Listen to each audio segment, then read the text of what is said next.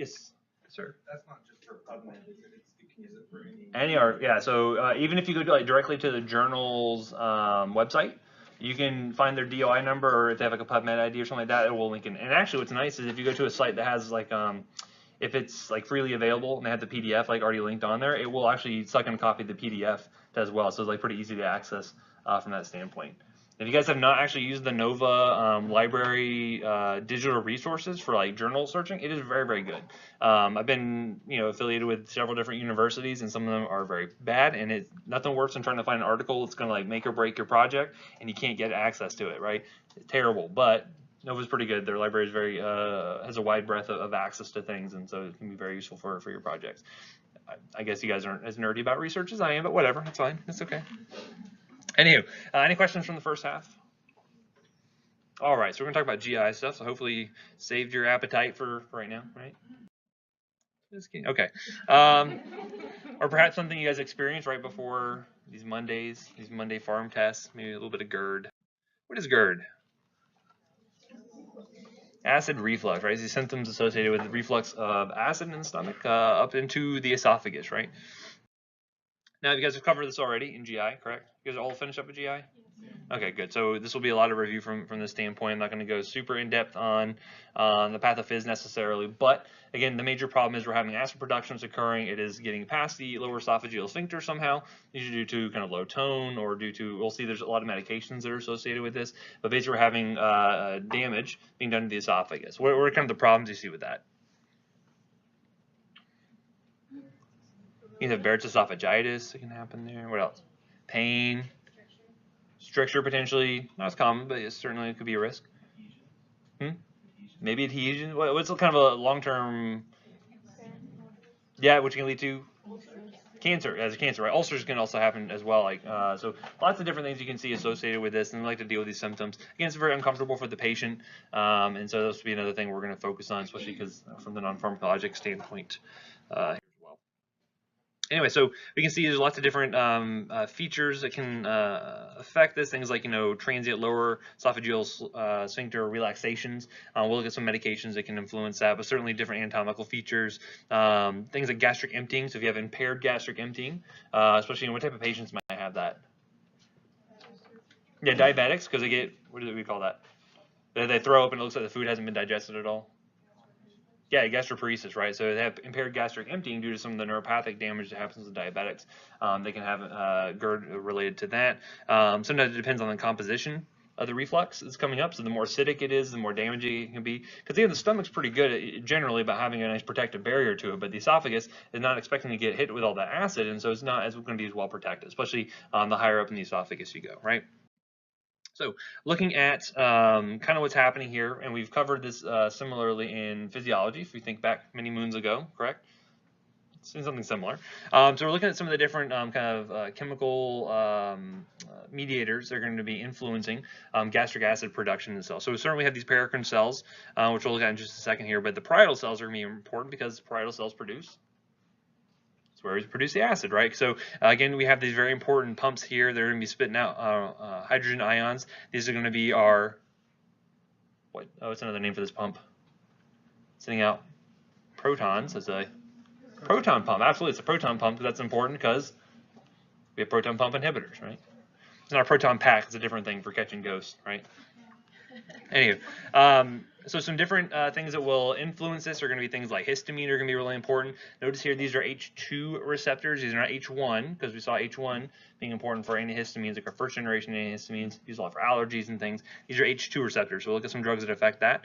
The muscarinic, the parasympathetic nervous system is very important here as well. You'll see these acetylcholine receptors. I think my thing froze up. Anyway, you'll see these acetylcholine receptors being hit as well that will influence and promote acid secretion. So that's one thing you'll see with that. So again, anytime you have kind of a drug that increases acetylcholine activity on the muscarinic receptors, you will see increased GI activity, including things like acid production and whatnot.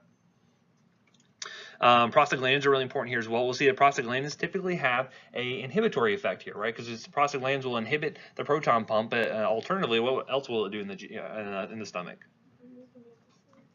It'll produce that nice gastric barrier, right? It'll help with that bicarbonate secretion, the nice mucus barrier that helps prevent the acid from eating through our stomach, causing an ulcer. Gastrin obviously will have a positive effect here, so you have things like gastrinomas that can affect that. So lots of different mediators here that will influence gastric acid secretion. And we're going to look at some drugs that will either help to neutralize the acid that is produced, or we'll find drugs that are going to be better for preventing the acid from being produced in the first place. So we'll look at several different targets for that in a second here. So looking at epithelial cells, you're going to see that muscarinic receptors are also important for helping to stimulate bicarbonate secretion and mucus secretion. I don't know why that's spelled incorrectly, but that's okay. And then also prostaglandins will have a positive effect here as well, right? So again, these are two big components. And you'll see that the gastric lumen may be down to a pH of 2. However, this mucus layer is going to be around a pH of 7. It should be relatively neutral. Should neutralize all that acid to prevent these ulcers from forming here. Because again, what drugs could inhibit prostaglandin formation? NSAIDs. What else? Yeah, the corticosteroids are the other big one, right? So those are two big things you're going to see ulcers related to those because they inhibit prostaglandin production.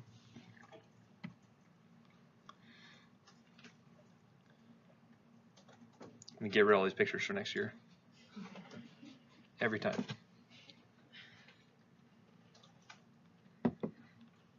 Any questions so far?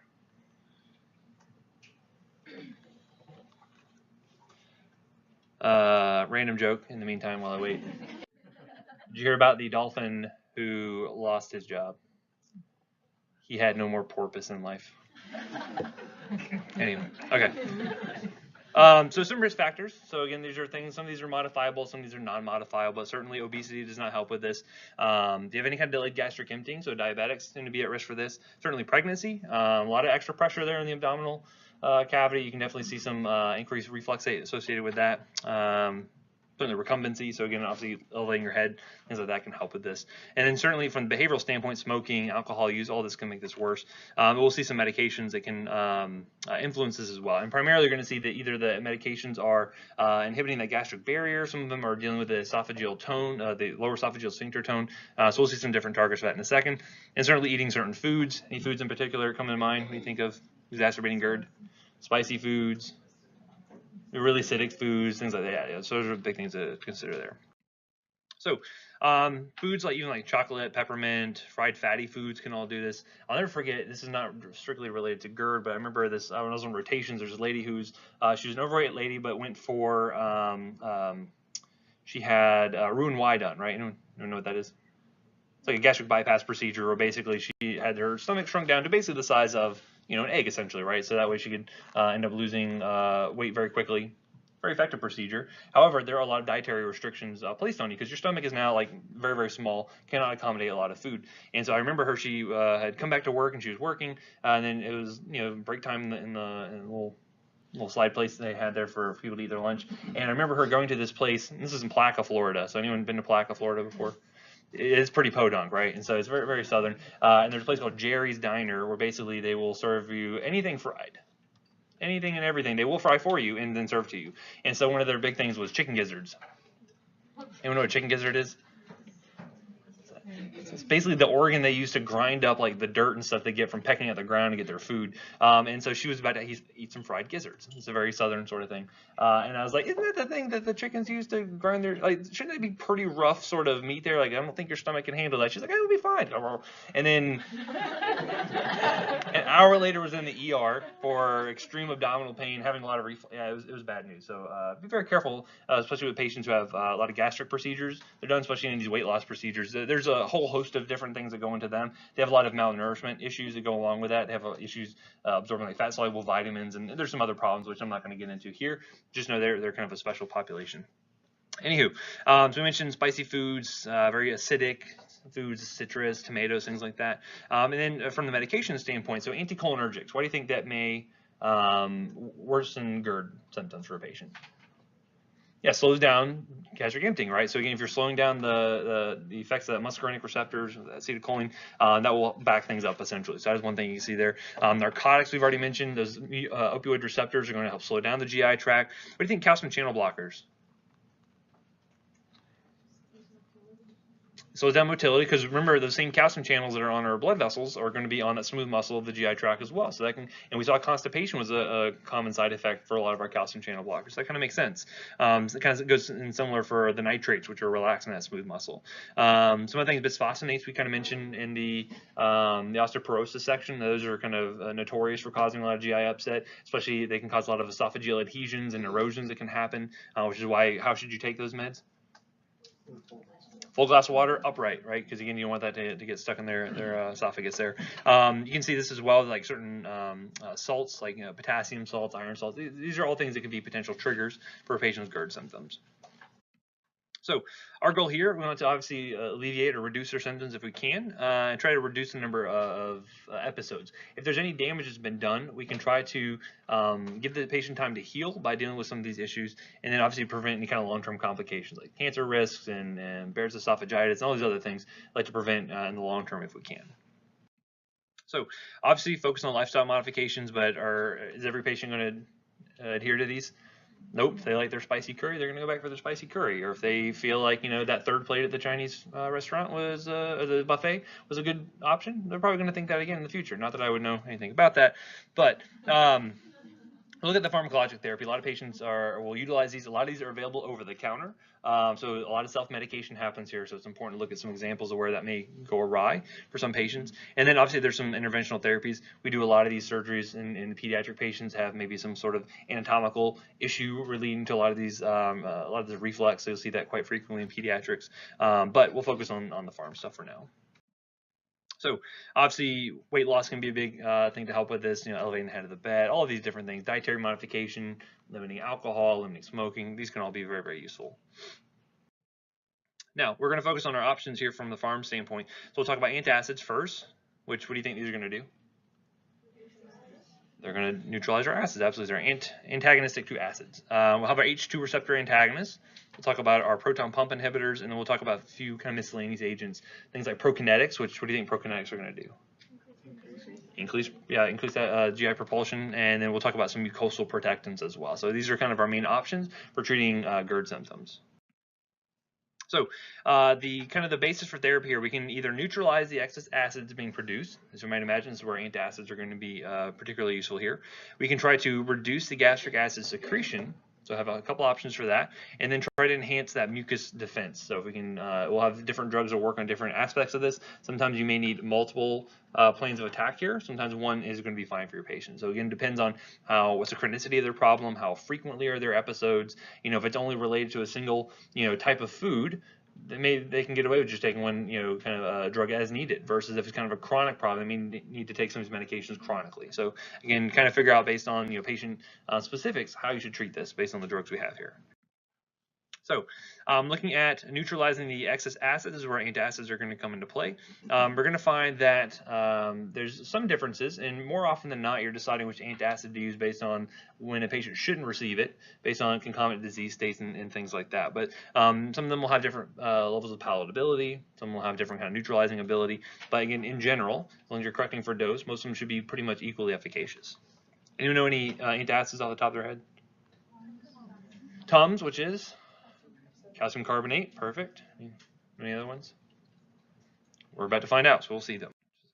Perfect. So here's some examples, and again, I'm not going to have you draw out these chemical reactions, but these are basically what's happening when you administer an antacid. So you can see sodium bicarbonate, NaHCO3 plus HCl, is going to go and convert sodium chloride, which is table salt, plus water plus CO2. If you did calcium carbonate plus stomach acid, you'll end up getting calcium chloride plus H2O plus CO2. So based on this reaction, what is a possible side effect you could expect to see? Belching, yeah, absolutely. So you're producing a lot of excess gas, because again, when you're neutralizing these acids, the natural byproduct, you're going to have belching associated with it. You may have some abdominal cramping due to that kind of increased pressure seen with that. So that's one thing to consider. Anyone know what Al is? Aluminium, if you're the British variety, or aluminum for us. This is aluminum hydroxide.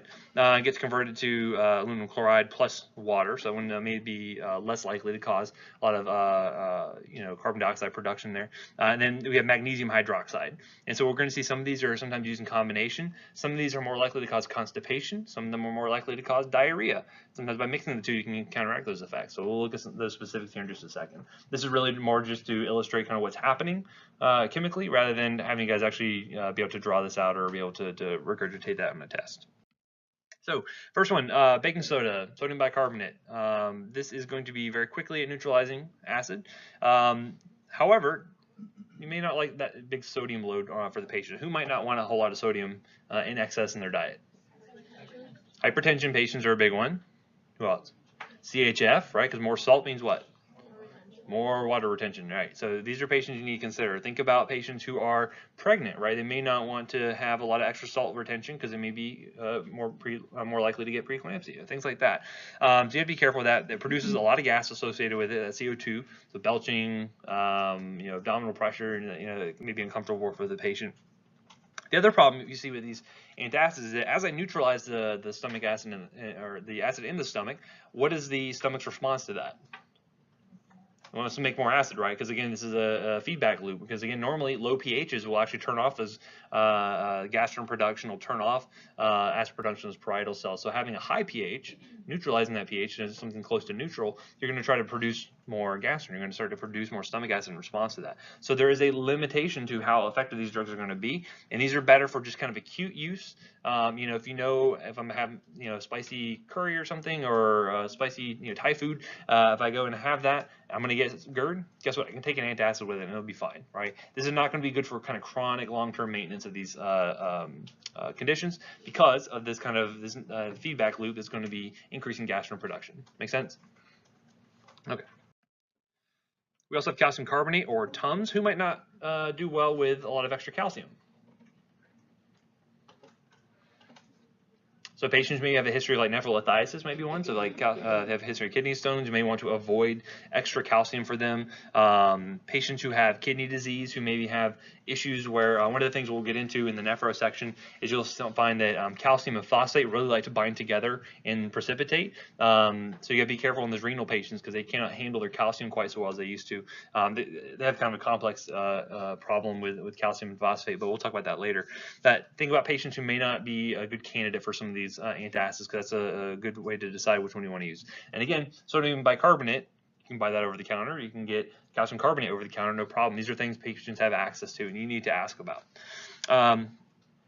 So you will absorb maybe about 10 to 15% of that calcium. If you remember, calcium needs to be in an acidic medium in order to be absorbed very well.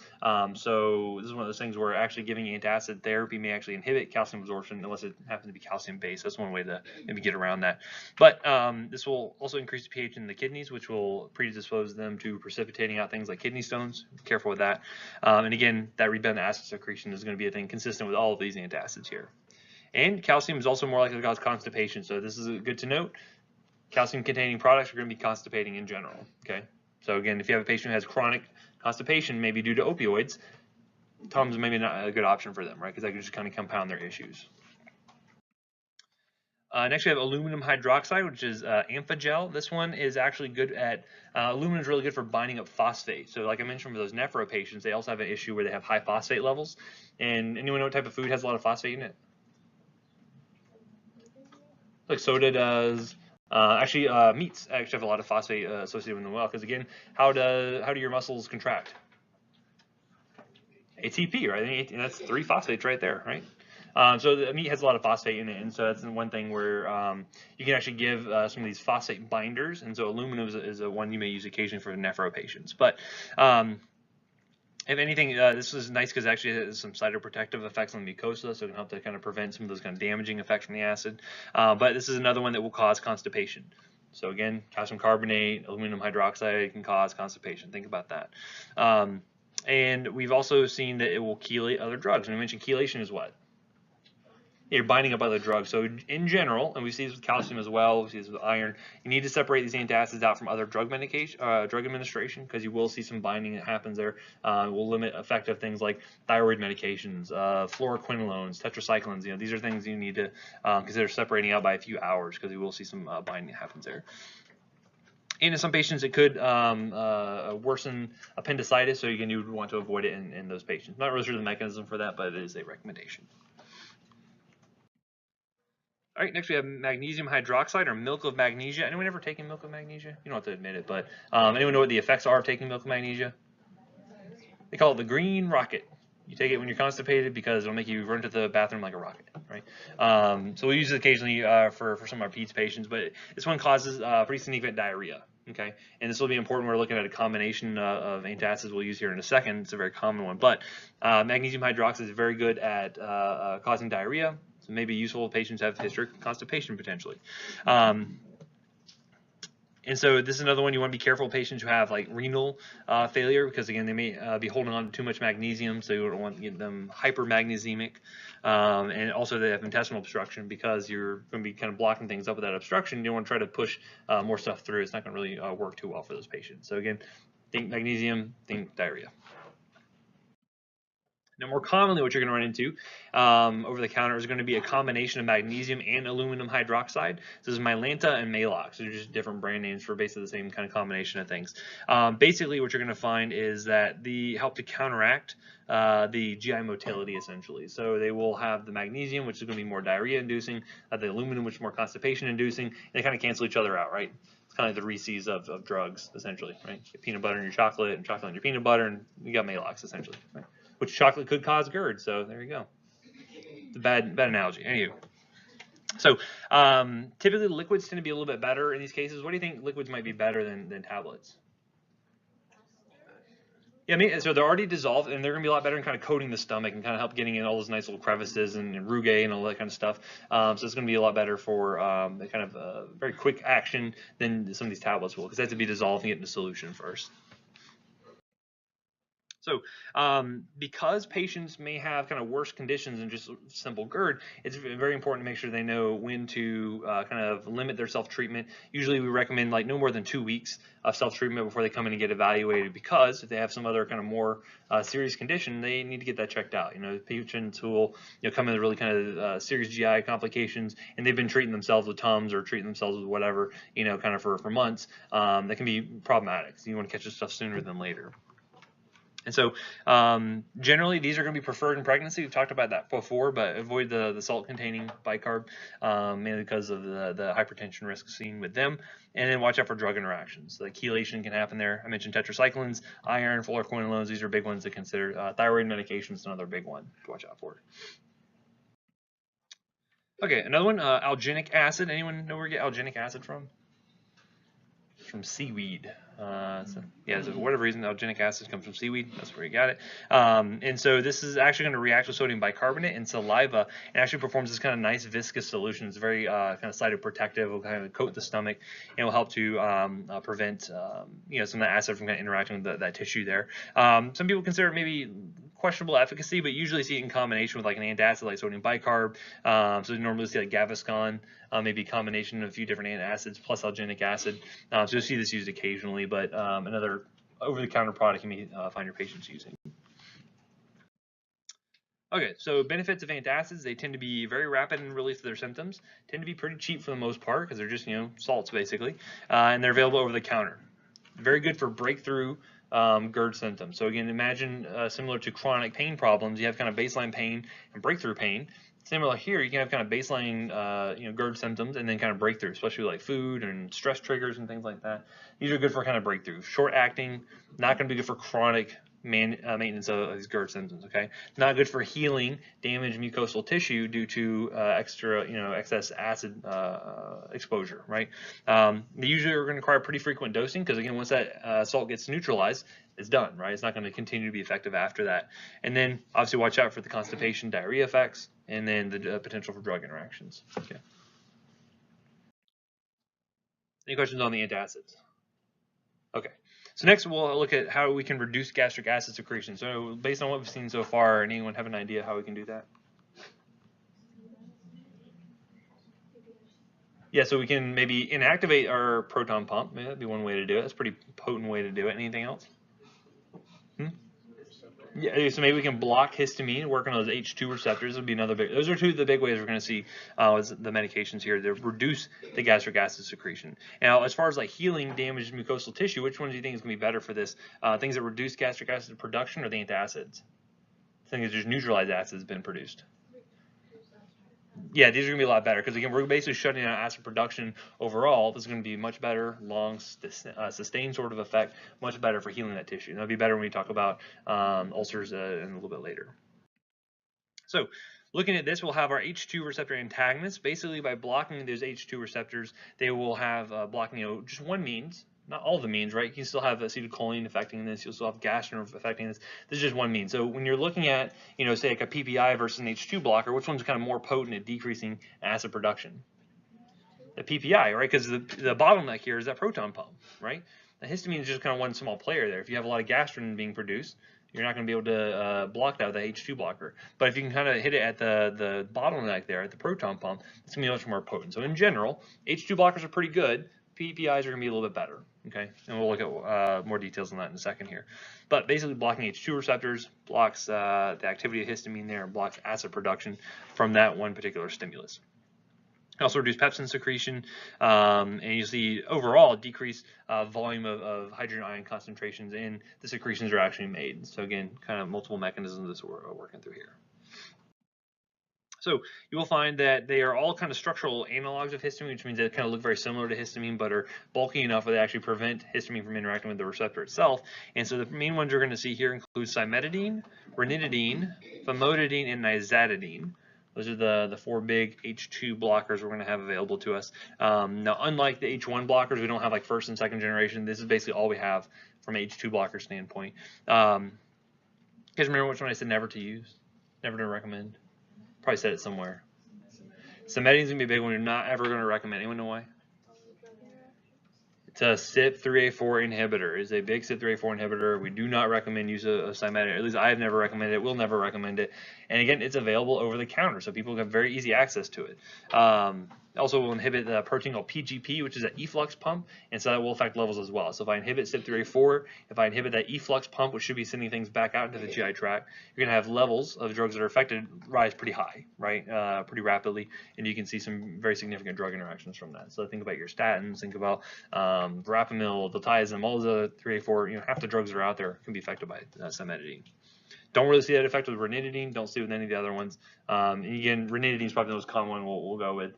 Some of these are available IV. Obviously, all of the antacids had to be taken via what route?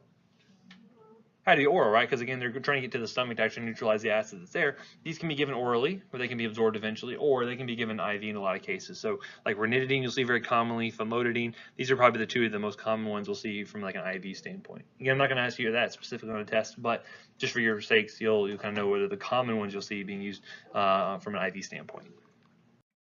So we can use it for things like peptic ulcer disease, GERD, Zollinger-Ellison syndrome, any kind of case. Again, before the PPIs came out, this is really all we had were these H2 blockers. This is kind of the only game in town for quite some time before things like omeprazole and lansoprazole and all those came about. So they tend to be pretty well absorbed. They do undergo renal excretion, so you got to be careful and watch for their renal dysfunction, right? So these drugs are pretty well tolerated. You don't really see a lot of side effects associated with them. However, patients with renal dysfunction will kind of hold on to it and will kind of build up levels. So you got to be careful with those patients. One kind of unique thing, you don't really see that with the PPIs, so it could be another benefit. If like a renal patient, PPIs might be better for them. So looking at their adverse effects, very well tolerated for the most part, but occasionally may see things like thrombocytopenia, but I don't know that I've ever seen an adverse effect attributable to an H2 blocker, but these are things that have been reported occasionally. So cimetidine is kind of interesting from the drug interaction standpoint. Anyone ever heard of the drug loperamide? We'll talk about that a little bit. Anyone know what we use it for? Yeah, it's for diarrhea. It's an antidiarrheal. Anyone know why it works as an antidiarrheal? Actually interacts with the opioid receptors. It actually will activate those opioid receptors, actually as a peripheral opioid, right? It doesn't get into the CNS because we have that protein PGP. It's an efflux pump. But we also find on the blood-brain barrier. It will actually spit it back out, right? So it kind of prevents it from getting to the CNS. You don't get the euphoria kind of effects that you would expect to see from like a morphine or a heroin or something like that. What's kind of interesting is that I've mentioned that drug abusers, where there's a will, there's a way. And so what do you think is cheaper to get in very high amounts? Loperamide, antidiarrheal, or say heroin? Loperamide is probably easier to get, right? There's no legal ramifications. I can go buy 2 tons of this stuff and no one's going to bat an eye at it, right? And so some of these people have actually been getting a hold of loperamide, which normally does not cross the blood-brain barrier, but they will take it with a big, hefty dose of cimetidine. They'll take it with cimetidine, inhibit that PGP, and all of a sudden that drug can cross into the brain and then get high off of it. So using pharmacokinetics to your advantage. I do not recommend it though, because when you take doses that high, you end up seeing like VTAC, you end up seeing torsades that happens from that. Very, very dangerous. I've seen one case of it, and actually I just was at a journal club recently where they were talking about it, a couple other case reports. So it's really interesting. It's starting to be kind of more up and coming, especially with a lot of these pill mills getting shut down, and now people are finding other routes to abuse opioids. And so you may see loperamide overdoses and think that's silly, like they're just going to give themselves constipation. But using this interaction, you can see some interesting effects.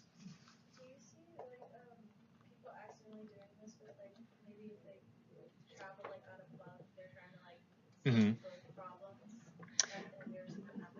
Not accidentally, and usually the doses they'd be taking a lot lower. This is like mega overdosing on a lot of this stuff, to where you're starting to see like really weird, like you don't think cardiac conduction stuff with like loperamide. However, when they're taking doses this high, you're kind of in uncharted territories, and that's where you start to see all kinds of weird stuff.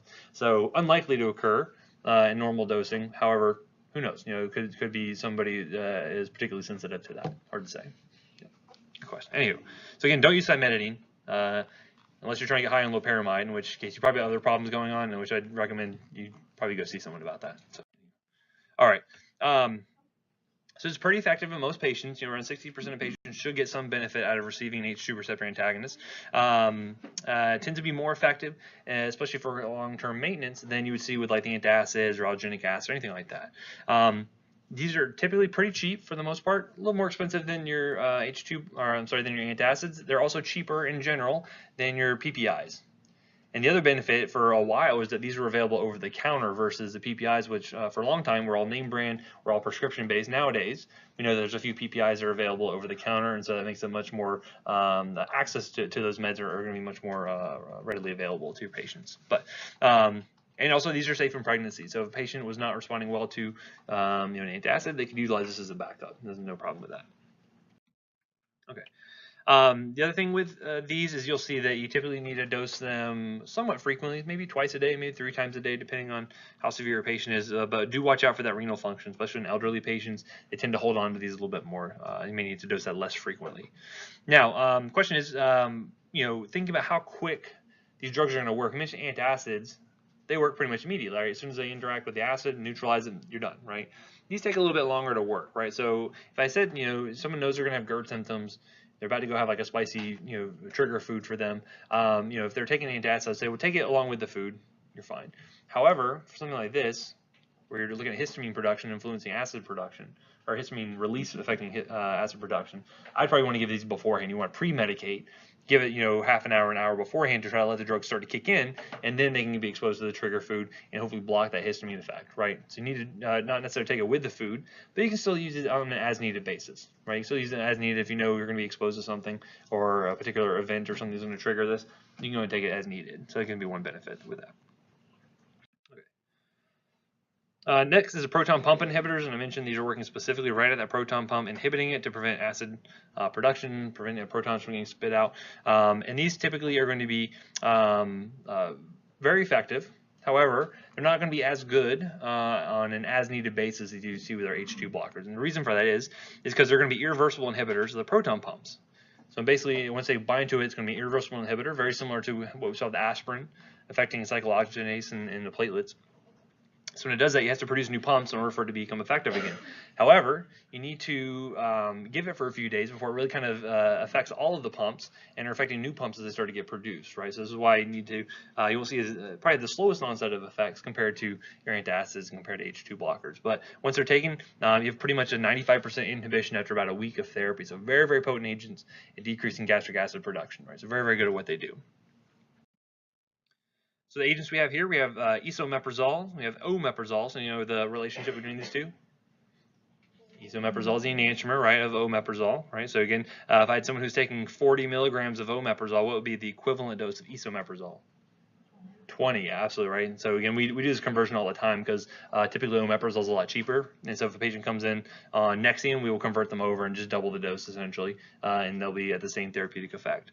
We have lansoprazole, which is Prevacid, pantoprazole, which is Protonix. This is a very common one we use IV. So if you have more severe gastric issues in an inpatient, pantoprazole is a very common one we'll use. And then you have rabeprazole or Acifex. I think pantoprazole is the only one that comes IV as far as I know. At least that's the only one I've ever seen on formulary in a hospital. So that's kind of your go-to. So the indication for this is good for patients who have kind of failed H2 blocker, or if they're like in a really hypersecretory state, like a Zollinger-Ellison syndrome. These are a good options for those patients because again, these are going to be the most potent at decreasing acid production for these patients. Very good for short-term ulcers because they tend to have the biggest effect in letting that mucosal tissue heal by decreasing acid production. And again, if severe GERD, refractory GERD, these are your go-to drugs. So some things you can see as far as adverse effects go, there's some concern you may see hyperplasia of these parietal cells because again, if they're noticing that they're not getting enough acid production, your body's going to try to respond to that. There's some concern for that of hyperplasia in these cells, but we don't know if clinically it really does anything. However, one thing you do want to be careful of is that when you have this elevated stomach acid, normally the GI tract is, especially in the stomach, it's normally a sterile environment, right? Because that pH of 2 can pretty much kill off most bacteria. Anyone know a bacteria that likes to live in the stomach? Yeah, H. pylori is kind of the outlier there. However, most bacteria, the stomach is generally sterile. However, if I start to increase that pH, now bacteria can start to grow, and we see this a lot in our patients who are intubated. You can start to see microaspiration of stomach contents that can lead bacteria to get into the respiratory tract, and then you have what? For an intubated patient, ventilator-associated pneumonias, right? So that's a big reason why we worry about those patients. And if you think about an ICU patient, they're typically in a very stressed state, right? They are typically producing a lot of cortisol. And what do you think cortisol does to your stomach? Less acid, right? Or actually, that you may see acid production, but you're going to see less of that gastric barrier being formed, right? We said corticosteroids, similar to NSAIDs, are going to affect that barrier, right? So cortisol is a corticosteroid.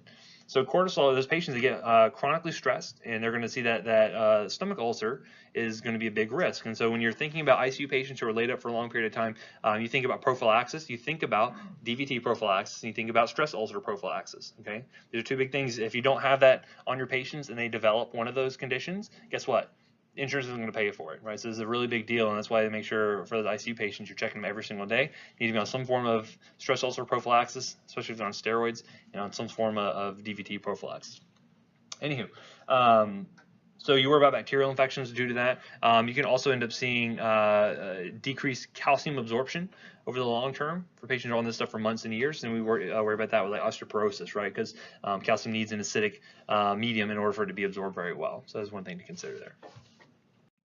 So as far as pregnancy category go, most of them are pretty safe. Really, any of these would be options, especially if patients were failing H2 blockers, which in some of those cases it can be pretty severe for those pregnant patients. So something like lansoprazole, pantoprazole are all going to be fine for them.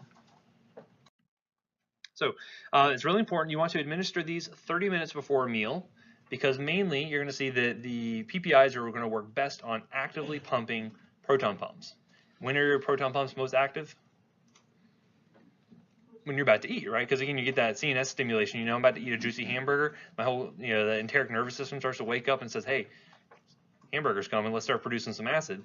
That's when your proton pump inhibitors are going to be most effective. So take it 30 minutes before a meal. That will allow them to kind of glob onto those proton pumps and prevent them from being active, right? And then once they're there for the lifespan of that proton pump, which is beneficial. The other thing is, do not crush or chew these. Has anyone seen how these PPIs normally come? It comes tablets or capsules. Usually capsules, right? Have you ever looked inside of one? Sometimes they have like a clear end on them. You ever see those like little tiny beads that are inside of it? Go look up pictures, see these little tiny beads. These are acid protection for the drug itself. If the drug was to be exposed to stomach acid, it would inactivate it essentially, and then you can't absorb it in the small intestine and you're done.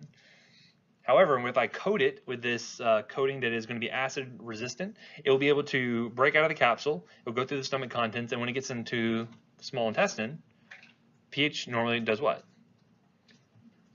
It goes up, right? Because again, you have in the duodenum, you're gonna have all that bicarb being secreted out into there. The pH goes up. That high pH will then melt off that acid-resistant coating, and then the drug can then be absorbed. So if they crush or chew that stuff, they break that coating, and the drug's going to be inactivated in the stomach, and then it doesn't get absorbed. Okay, so this is why we recommend that. This is why it's important to look at like do not crush and chew list. A lot of them are going to be related to things like this or extended release preparations that you break by crushing it up. Okay, you guys ever heard of that list before? Do not crush or chew. You'll find those. You can find plenty of them online. I recommend looking at it. You can see some of the products that might be on there. I might try to find one and post it up for you guys. But anywho, so I mentioned PPIs are generally better than H2 blockers, more potent at blocking acid production, and generally going to allow for faster healing times. You'll see that when we look at the gastric ulcers, you're going to find that you can treat them for a shorter period of time with PPIs because it allows for faster healing times, which is beneficial there.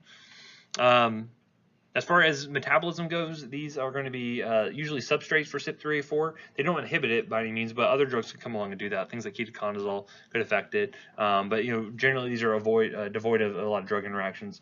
But think about things like calcium not being absorbed as well. Think about you need that acidic medium to absorb something. Okay. So I mentioned some of these are available over the counter. I think even esomeprazole is now available over the counter, but certainly omeprazole is. This is another big one where, because these are very potent at dealing with these symptoms, if a patient has an underlying issue, they may not get treated for it for a while. So we really recommend no more than, say, like 2 weeks of self-treatment before they come in and get checked out. So I usually make that recommendation. However, if they start to have any of these kind of warning signs or symptoms, these are things they need to be aware of to immediately stop taking therapy and come in and get checked out. So for instance, if they were having hematemesis, or if they were having dark tarry stool, which is usually evident of what? Like an upper GI bleed. Anyone know what can turn your stool black? Pepto-Bismol.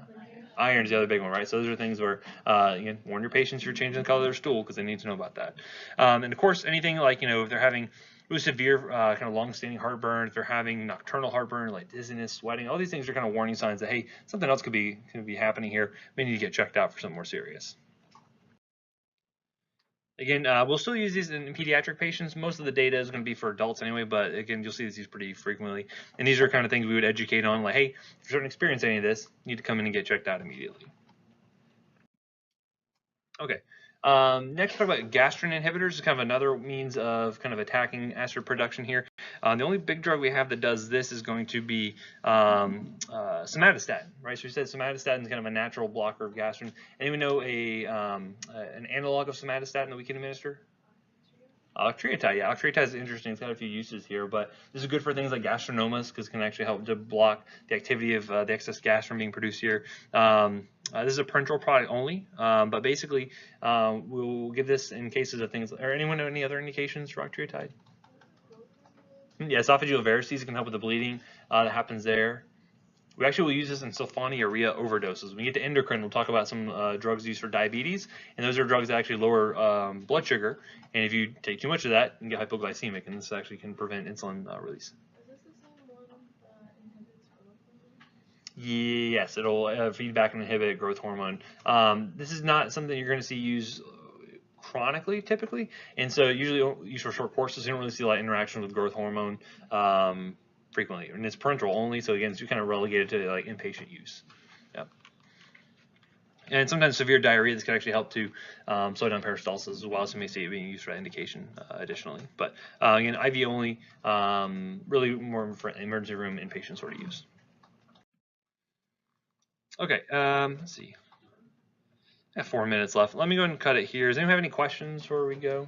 Oh, one thing before you pack up, I had an encounter yesterday when I was working. So fluids for inpatients, right? So anyone know what like a typical like maintenance fluid is for a patient? So normal saline is a good one. What else? Lactated ringers, like surgery patients. Dextrose. Usually you see like D5 NS or D5 half NS. Remember NS is what? Normal saline, right? It's isotonic. And so typically you'll have those fluids, and then what else do you put in it? And it was like worked ever on the inpatient side. Yeah, usually put a little bit of potassium in it. So you'll see like 20 milliequivalents per liter of potassium put in. And so we have bags that are made already with that in it, right? So you'll have plain D5NS, or you'll have D5NS with 20 of potassium put into it, 20 milliequivalents of potassium per liter. And so those are very common bags that we use for a variety of reasons, usually to replace kind of ongoing losses you'd have through the kidneys. So there's some with like 10K, 20K, but those are really the only ones you have. And if you remember, when we talked about lethal injection, what was that third medication that you got? Potassium chloride, right? Because if you give too much potassium, what happens? Heart stops. Not good. Typically, your inpatient, especially if they're there for like whatever reason, you typically don't want their heart to stop. We try to keep those things going for the most part. Anywho, so I had this doc who had a patient who was on coming in for an asthma exacerbation, and they were on continuous albuterol. And if you remember, what does albuterol do to potassium? Makes it go into the muscle, right? Absolutely. So having beta-2 activation will cause potassium to shift into the muscles. Now, when that potassium shifts in there, is that potassium gone? No. So theoretically, if I take away the albuterol, where's it going to come? Back in the bloodstream, right? So basically, I had this patient who was on continuous albuterol getting admitted, and the doc wrote for D5NS with 30 of K.